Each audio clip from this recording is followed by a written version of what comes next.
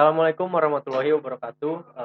Pada kesempatan hari ini saya akan mempresentasikan UAS Change Management pada ruangan R02. Pertama-tama perkenalkan, nama saya Oka Saputra dengan NPM 17311 2700650043. Jadi ada 4 pertanyaan yang akan saya bahas pada kesempatan kali ini. Yang pertama itu adalah hal apa sajakah yang perlu dipersiapkan untuk menciptakan perubahan dan cara merancang sebuah pesta perubahan. Nomor 2 ada lingkungan yang mendorong inovasi mencakup 3 variabel, sebutkan dan jelaskan. Yang ketiga, sebutkan dan jelaskan teknik-teknik dalam organization development. Yang keempat, apa saja yang diperlukan atau diperhatikan dalam melakukan perubahan, baik pada organisasi maupun institusi. Masuk ke pertanyaan nomor 1, yaitu yang tadi saya bilang, hal apa sajakah yang perlu dipersiapkan untuk menciptakan perubahan dan cara merancang sebuah pesta perubahan. Jadi pada tahun 2003, Moses dan Posner memperkenalkan 7 kunci utama untuk merangsang perubahan. Ketujuh kunci utama itu disebutnya sebagai The Seven Essentials of Encouraging, yang terdiri atas, pertama, standar yang jelas, lalu ada standar yang sempurna, yang ketiga ada perhatian, lalu ada personalisasi penghargaan, dilanjuti dengan rayakan keberhasilan secara bersama-sama, lalu berikan cerita, dan yang pasti berikan contoh. Selain itu ada beberapa hal juga nih yang perlu dipersiapkan untuk menciptakan perubahan. Nah, yang nomor 1 itu ada gunakan bahasa tubuh yang bersahabat.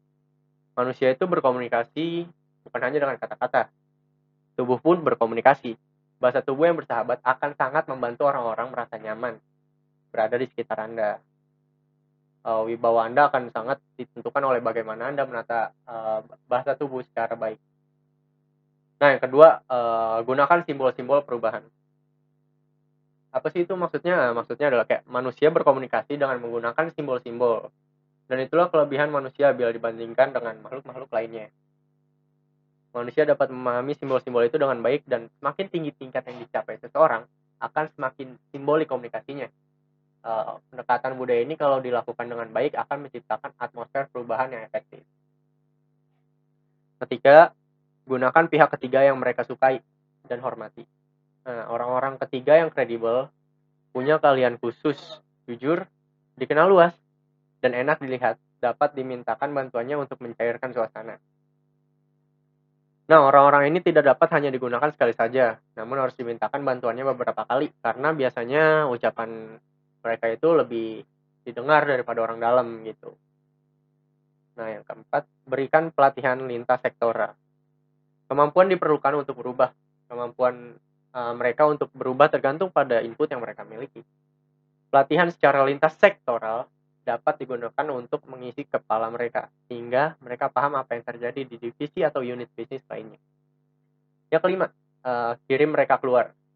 Jalan-jalan itu kayak membuka mata mereka gitu yang udah terlalu lama berkutat dalam rutinitas. Jadi pada dasarnya manusia emang senang kan diajak jalan-jalan. Jadi dengan melihat hal-hal yang terjadi di luar lingkungan mereka akan berefleksi, yaitu bercermin betapa tertinggalnya mereka kalau tidak berubah. Nah, yang keenam, temukan kehebatan bawahan. Nah, kita tentu sudah bisa mencari atau menemukan kesalahan orang. Namun sekarang kita harus membuka mata dan telinga lebar-lebar untuk mengetahui kehebatan kolega Anda, anak buah, atau bawahan. Jelas ini tidak mudah, namun apabila dapat dilakukan, manfaatnya sangat besar dalam mencairkan suasana untuk perubahan. Yang ketujuh, ganti bagian-bagian tertentu. Mulailah perubahan dengan mengganti bagian-bagian fisik tertentu dalam perusahaan. Misalnya, mengganti lampu yang redup dengan yang baru, cat kembali dinding yang udah kusam, kasih bunga-bunga yang seger gitu, terus wewangiannya juga harus harum, dan lain-lain. Atmosfer baru ini harus diikuti langkah-langkah yang jelas serta visi yang dimengerti oleh semua pihak agar perubahan dapat segera dilaksanakan. Yang kedelapan, tumbuhkan kepercayaan. Perubahan pasti menimbulkan kecurigaan gitu oleh beberapa pihak. Maka awalilah pekerjaan dengan kepercayaan. Jangan bangun sikap angker dan berjarak. Misalnya dengan membuka pintu ruang kerja Anda agar para karyawan dan staf dapat masuk setiap saat. Nah, semakin Anda berinteraksi dengan mereka, rasa percaya Anda semakin besar pula. Kepercayaan adalah fungsi dan waktu, yaitu berapa banyak waktu yang Anda berikan. Semakin banyak waktu yang Anda berikan, Anda akan dinilai semakin peduli, yang artinya Anda semakin dipercaya. Gitu. Yang kesembilan ada berikan ownership perubahan pada mereka. Berikan atau alihkan kepemilikan atau ownership perubahan itu dari tangan Anda kepada change agent Anda.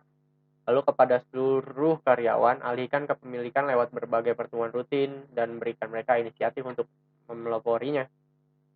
Ingat, bukan keengganan untuk berubah yang ada pada manusia, melainkan keengganan untuk diubah. Yang ke-10, tunjukkan bahwa perubahan menguntungkan semua pihak. Jangan hanya menggunakan perspektif bersama, jangan memakai kalimat perintah satu. Nah, yang terakhir itu ada lakukan pertemuan rutin. Soal nomor 2, lingkungan yang mendorong inovasi mencakup 3 variabel, sebutkan dan jelaskan. Yang pertama itu ada variabel struktur. Struktur organisasi dapat memiliki dampak besar terhadap inovasi. 5 hal yang mempengaruhi variabel struktural terhadap inovasi yaitu yang pertama, struktur organik atau struktur ini mempunyai fungsi formalisasi, sentralisasi, dan spesialisasi kerja yang rendah. Lalu yang kedua, struktur daya berlimpah. Struktur ini akan menyediakan bahan bangunan yang penting untuk inovasi. Yang ketiga ada komunikasi antar unit yang tinggi. Akan membantu mengurangi hambatan dalam menemukan inovasi. Yang keempat, tekanan waktu minimal atau meminimalkan waktu dalam kegiatan kreatif. Lalu ada dukungan kerja dan non-kerja. Setiap kreativitas yang karyawan didukung oleh organisasi atau perubahan. Lalu ada yang kedua, ada variabel yang kedua yaitu organisasi yang inovatif memiliki kecenderungan budaya yang sama atau serupa. Mereka mendorong setiap aktivitas, kreativitas, dan karyawan organisasi tersebut. Selain itu juga, organisasi yang inovatif akan secara aktif mempromosikan pelatihan dan pengembangan anggotanya, sehingga pengetahuan mereka tetap relevan dan mendorong individu menjadi juara ide.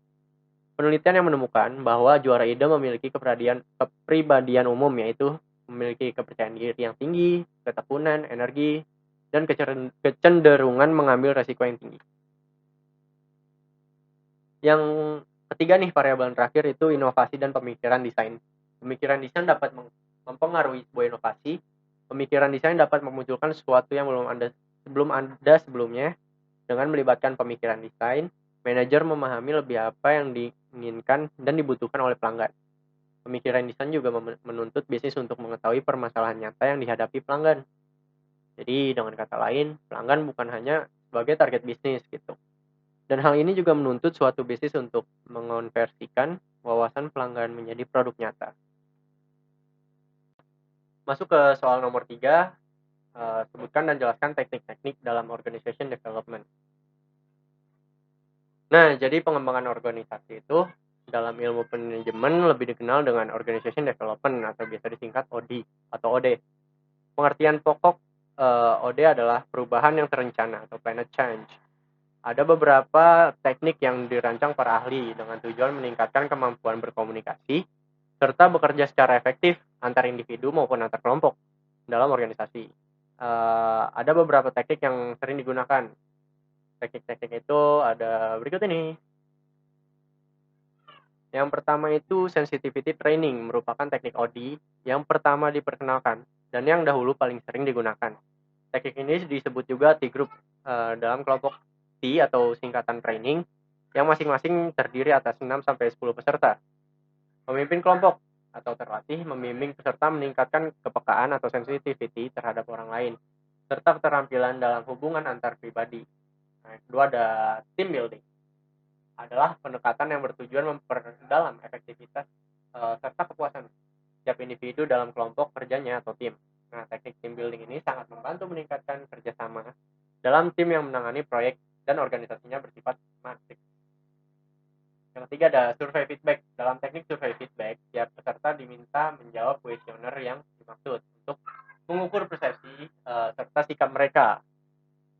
Nah, terakhirnya ada transactional analysis atau TA. TA berkonsentrasi pada gaya komunikasi antar individu. TA mengajarkan cara menyampaikan pesan yang jelas dan bertanggung jawab. Nah, selanjutnya yang kelima, Ada intergroup activities. Fokus dalam teknik intergroup activities adalah peningkatan hubungan baik antar kelompok. Ketergantungan antar kelompok yang membentuk kesatuan organisasi menimbulkan banyak masalah dalam koordinasi. Intergroup activities dirancang untuk meningkatkan kerjasama atau memecahkan konflik yang mungkin timbul akibat saling ketergantungan tersebut. Yang keenam, proses consultation. Dalam proses consultation, konsultan OD mengamati komunikasi, pola pengambilan keputusan, gaya kepemimpinan, metode kerjasama, dan pemecahan konflik dalam tiap unit organisasi. Jadi konsultan kemudian memberikan umpan balik pada semua pihak yang terlibat tentang proses-proses yang telah diamatinya gitu. Nah, yang ketujuh ada GRIP OD. Pendekatan GRIP pada pengembangan organisasi didasarkan pada konsep manajerial GRIP yang diperkenalkan oleh Robert Blake dan Jane Moulton. Konsep ini mengevaluasi gaya kepemimpinan mereka yang kurang efektif menjadi gaya kepemimpinan yang ideal yang berorientasi maksimum pada aspek manusia maupun aspek produksi atau kinerja.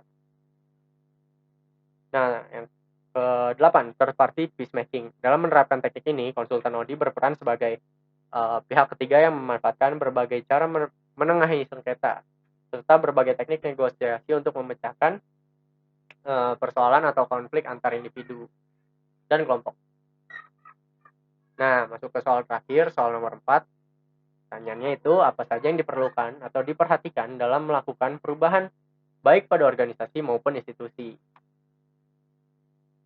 Jadi ada perubahan merupakan hal yang biasa terjadi dalam sebuah organisasi atau institusi. Dikutip dari jurnal yang ditulis oleh Joe May Chen yang berjudul Organization Change and Development. Perubahan pada organisasi dapat dikarenakan oleh 3 teori, yaitu teori yang pertama itu teori teologikal. Nah, apa sih teori teologikal itu? Teori teologikal itu biasanya perubahan pada organisasi terjadi karena organisasi ingin menjadi yang lebih baik dengan dengan selalu mengevaluasi, mengeksekusi, merancang tujuan-tujuan baru dan sebagainya. Yang kedua, teori life cycle. Teori life cycle itu perubahan dalam sebuah organisasi disebabkan ketergantungan pada lingkungan eksternal, terus melalui tahapan awal hingga akhir. Dan terakhir ada teori dialektikal. Organisasi adalah seperti multicultural society. Ketika ada suatu bagian yang menguasai yang lainnya, maka nilai dan tujuan organisasi akan diperbaharui. Nah, agar perubahan dapat diterima dan dipahami oleh semua pihak, maka kita perlu menjalankan setiap langkahnya dengan benar. Adapun langkah-langkah tersebut meliputi, ini ada 6 langkah yang sudah saya rangkum. Langkah yang pertama adalah sosialisasi. Melakukan sosialisasi ke semua stakeholder yang melaksanakan dan mereka yang akan terdampak oleh perubahan. Nah, yang kedua, pemahaman.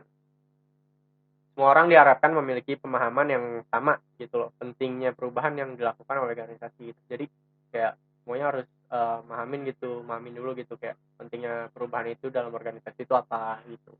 Nah, step yang ketiga, komitmen. Setelah mendapatkan sosialisasi dan pemahaman, seluruh anggota organisasi diminta untuk memiliki komitmen agar perubahan dapat terwujud. Selanjutnya, step yang keempat, implementasi. Perubahan hanya terjadi ketika komitmen yang disepakati dilaksanakan secara nyata. Jadi kalau misalnya nggak diimplementasikan ya buat apa gitu. Nah, step yang kelima, komunikasi. Implementasi dapat berjalan dengan komunikasi yang efektif dan intens pastinya untuk memastikan jalannya perubahan. Yang keenam ada evaluasi. Evaluasi atau audit dilakukan sebagai langkah pengawalan agar perubahan yang terjadi itu sesuai harapan. Nah, mungkin itu saja presentasi yang bisa saya sampaikan. Kurang lebihnya mohon maaf. Wassalamualaikum warahmatullahi wabarakatuh.